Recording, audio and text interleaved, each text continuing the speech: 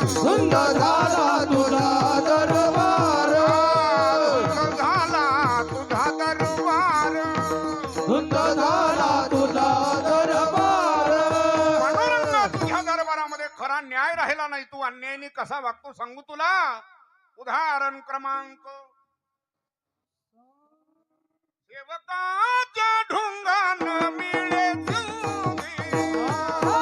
वक्ताच्या ढुंगान मिळे चिंधी सेवकाच्या ढुंगान मिळे चुंगी. सेवकाच्या ढुंगान मिळे चिंधी भगवान, हाच न्याय आहे का? खरे सेवा करणारे त्यांना वस्त्र सुद्धा पुरं मिळालं नाही. खरे सेवा करणारे आणि आज सुद्धा तसंच आहे महाराज. ज्यांनी संप्रदायामध्ये एवढी सेवा आहे, ज्यांनी संप्रदायामध्ये केलेली साधना आहे, ती माणसं अजूनही मागच आहेत. आणि चाटाड चुटाड हाणणारेच गडी पुढे निघाले. हा, समाज मूर्ख झालाय. संप्रदायामध्ये ज्यांनी आविष्य घालवलं, संप्रदायाच्या चाकुरीत पारमार्थ केला, प्रत्येक वारीला हजर आहेत, नियमात जीवन आहे. बाहेर कधी खाल्लं पण दाब्याव खाणाऱ्या गड्यांना लोक म्हणतात. अरे दाब्याव खाणाऱ्या गड्यांचं ऐकून ते गडी तुम्हाला सुद्धा नरकात घेऊन जातील. वसडीचे हा सोपं नाही ते. नियम नाही, परंपरा नाही. फोन केलं की पहिलं सांगणार मग ते बाकी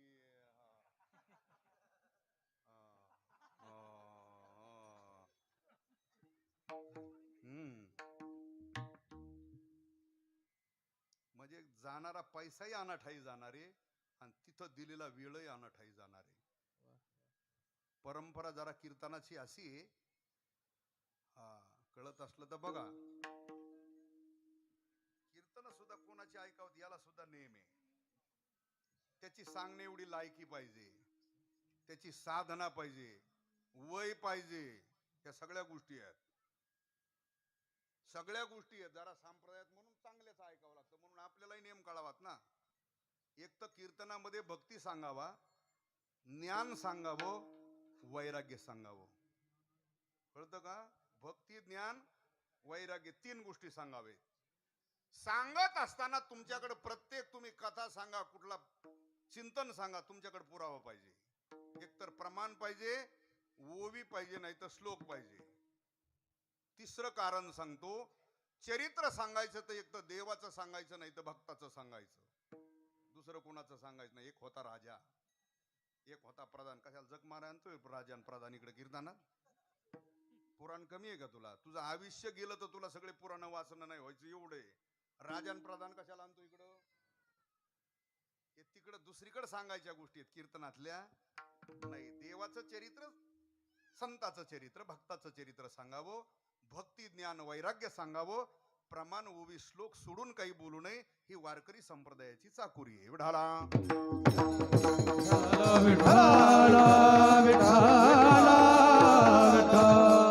कधी कधी असं असतं, पत्रिका बघितली की गावाचं अवसान कळत. पत्रिका बघितली की गावाचं अवसान कळतं. म्हणजे पैशाचं नाही म्हटलं मी, बुद्धीची पातळी कशी येते त्याच्यावरच कळत. ते त्याच्यावरच कळतं की यांची उंची कुठपर्यंत आहे परमार्थाची, का नुसते गप्पाडदा असेल. लगेच कळत ते. त्याला वेगळं सांगावं लागत. काय काय म्हणतात, नाही महाराज मस्त नव्हतं पण ते गाववाल्याला, त्याला काय परमार्थाची अक्कली. तुम्ही सांगायचं ना की असं चालत नाही बाबा, भंगार भुंगार निटुब्यातलं लागत, असं सांगितलं पाहिजे ना. त्यांना काय कळल? त्याच्या काय गळ्यात माळे, तो काय वारीला आलाय, पारायण घडलंय, त्याला काय कळतंय? त्याने युट्यूबला ऐकलं. चांगलंय, घे कुळाच्या उद्धाराला तुझ्या. विठाला काय चालला होता विषय आपला?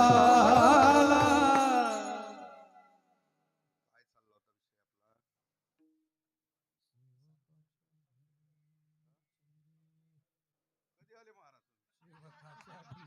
पाहिलंच नव्हतं. विठाला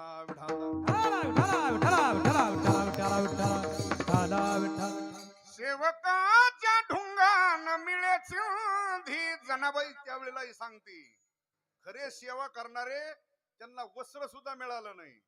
याचा अर्थ न सेवा करणारेच मेवा हाणतात, सेवा न करणारेच मेवा हाणतात. हे तेव्हापासून पद्धती. हा, खरे सेवा करणारे.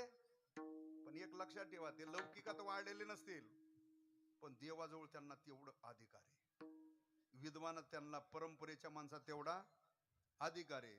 तिथं बाकीच्याला नसतो ना. जनाबाई म्हणते सांग, त्यांना पुरेसं वस्त्र सुद्धा मिळालं नाही. कोणाला? सेवकाच्या ढुंगा न मिळे चिंधी, तेवढं सुद्धा मिळालं नाही. काय? कोण? शुकाचार्य. कोण होते ते? 12 वर्ष आईच्या उदरात राहिले. किती वर्ष? ब्रह्माचे पोर एक खेळाशी भ्याले, माझे वर एक खेळाशी झाले. 12 वर्ष लपाले. 12 वर्ष लपाले. कापत बाहेर आले, कापत कापत बाहेर आले.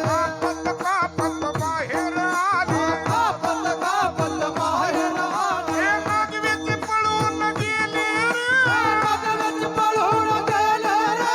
हे नागवेचे पळून गेले रे. नागवेच पळून गेले रे. ऐक खेळ्या तुझं काग द्यायचं जाणून खेळ खेळे रे. ऐक खेळ्या तुझं काग द्यायचं जाणून खेळ खेळे रे. ऐक खेळ्या तुझं सांगतो ऐसे जाणून खेळ खेळे रे. ऐक खेळ्या तुझं सांगतो ऐसे जाणून खेळ खेळे ब्रह्माचे पोर एक खेळाशी भ्याले.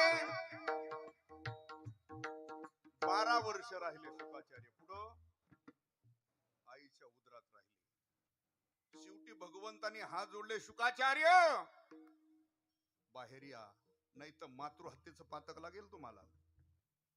शुकाचार्याने सांगितलं, मी बाहेर येऊ शकत नाही. का?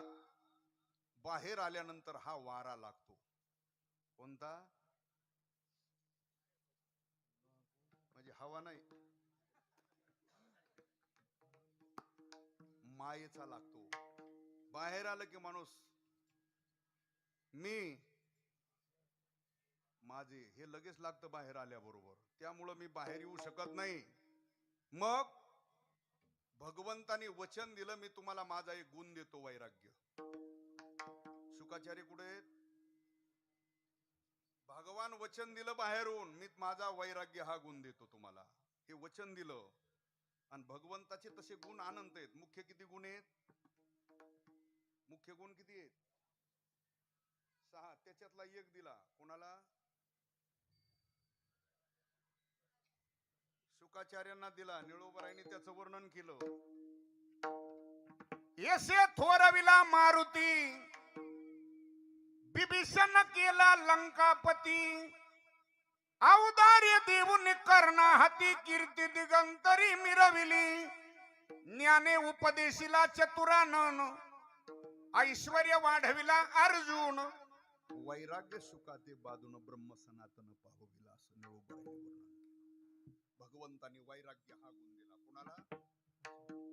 शुकाचार्याला. ऐका, हे वचन दिलं, मी माझा वैराग्य गुण तुम्हाला देतो. तुम्हाला हा अंगीकार लागणार, हा वारा लागणार नाही. या बाहेर. त्यावेळेला शुकाचार्य आईची डावी कुस फाडून बाहेर आले. किती वर्षांनी? ऐका, 12 वर्षानंतर आईची कुस डावी फाडून बाहेर आले. आले तर तिथंच इवळत रडत बसले. मग ते नागवेची पळून गेले रे. बाहेर आले असेच पळायला लागले नागवच. आता प्रत्येक बापाला स्वतःला झाल्यावर आनंद वाटतो. काय?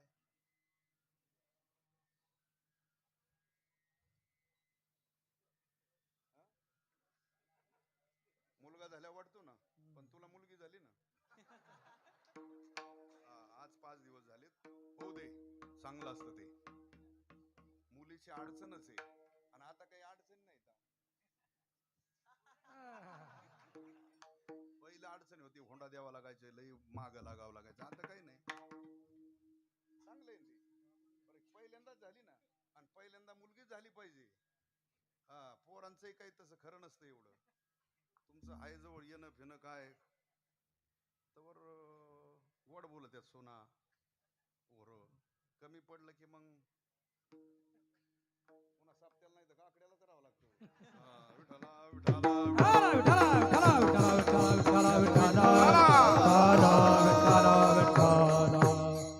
भजन आहे बरं. इथं जाताना कीर्तन संपलं की तुम्हाला म्हणलंय. हा, मी बी येतो तिथं थोडा वेळ तुमचं ऐकतो. त्याचं बोलणं झालंय आमचं अगोदर. पोरगी झाली म्हणून आलो, पोरग असतं तर आलो नसतो.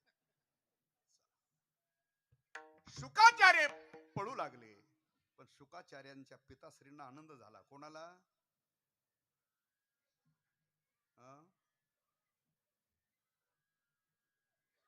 माहितच नाही ते कोणाचे होते ते. महर्षी व्यास. आनंद झाला, पण बाहेर आले आणि पळून गेले. व्यास माग पळू लागले त्यांच्या. शुका थांब, शुका. शुकाचार्य तसेच पळू लागले. पळू लागले. व्यास महाराज पळतात माग. मध्ये नदी लागली. त्या नदीवर अनेक महिला, कुणी कपडे धुतात, कुणी स्नान करतात. पण अनेक महिला स्नान करत होत्या, पण वस्त्र नव्हते अंगावर. आणि त्यांच्या जवळूनच पळत गेले. कोण? शुकाचार्य पळत गेले. पण त्यांना काहीच वाटलं नाही, कारण ते देह भानावच नव्हते ना. आणि तशी व्यक्ती जवळून कोणाच्याही गेली, कशी गेली तर काय गेले ते निघून. आणि मागून ज्या वेळेला व्यास आले, बरं त्यांचं वय झालेलं आहे, विद्वान आहेत, ज्ञानी आहेत, ते जवळ आल्यानंतर सगळ्या स्त्रियांनी आपल्या अंगावर घेतले. काय? त्यांना तिथंच थोडीशी शंका निर्माण झाली. अरे मी तर वयवृद्ध आहे, ज्ञानी, तपस्वी, माझं वय झालं, मी जवळ आल्यानंतर तुम्ही वस्त्र अंगावर घेतले म्हणजे लाजलाय तुम्ही. आणि माझा मुलगा 12 वर्षाचा वस्त्र नसताना तुमच्या समोरून गेला, तरी तुम्हाला काहीच वाटलं नाही का? त्यावेळेला त्या माता भगिनींनी सांगितलं, स्वामी महाराज, ते देहावरच नाही, ते पळून गेले. कपडे असो नाही तर नसो, तुम्ही बाणावेत ना, तुम्ही देहावर आहेत. तेवढंच कानाव गेलं पळत असताना. कुणाच्या? शुकाचार्याच्या. की मी म्हाताऱ्यापेक्षा सुद्धा बऱ्याच पोरांना वाटतं. आणि म्हणतात काही काही पोरं, महाराज पहिलं काय नव्हतं, आमच्या म्हाताऱ्याने काही, मी आल्यापासून, पण तू तर म्हाताऱ्याने विढाला विढाला